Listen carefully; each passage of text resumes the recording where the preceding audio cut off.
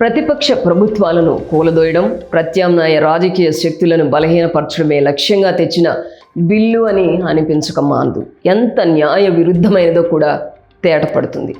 మన భారతీయ న్యాయ సూత్రాల ప్రకారం నేరం నిరూపితమయ్యే వరకు ప్రతి నిందితుడు నిర్దోషే. కానీ ఈ బిల్లు ఆ మూల సూత్రాన్ని తునాతునకలు చేస్తుంది. కోర్టు తీర్పు వెలువడక ముందే, దోషిగా తేలకముందే కేవలం 30 రోజుల రిమాండ్ ఆధారంగా ప్రజలు ఎన్నుకున్న ప్రతినిధిని పదవి నుండి తొలగించడం ఎలా న్యాయం అవుతుంది?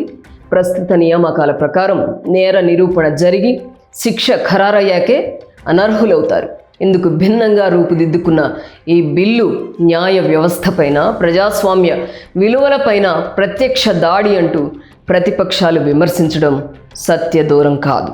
ఇప్పటికే కేంద్రం వివిధ ఏజెన్సీల ఈడీ, సిబిఐ, ఐటీలను లోబర్చుకొని వాటి స్వయం ప్రతిపత్తిని దెబ్బతీసి తన జేబు సంస్థలుగా మార్చుకొని ప్రతిపక్ష నేతలపై, వారి రాష్ట్ర ప్రభుత్వాలపై ఎలా వినియోగిస్తున్నదో మనం చూస్తూనే ఉన్నాం. ఈ పరిస్థితుల్లో ఏదైనా ప్రతిపక్ష నేతపై కేసులు పెట్టడం, విచారణ పేరుతో అరెస్ట్ చేయడం, 30 రోజులు కస్టడీలో ఉంచడం ప్రభుత్వ యంత్రాంగానికి పెద్ద కష్టమేమీ కాదు.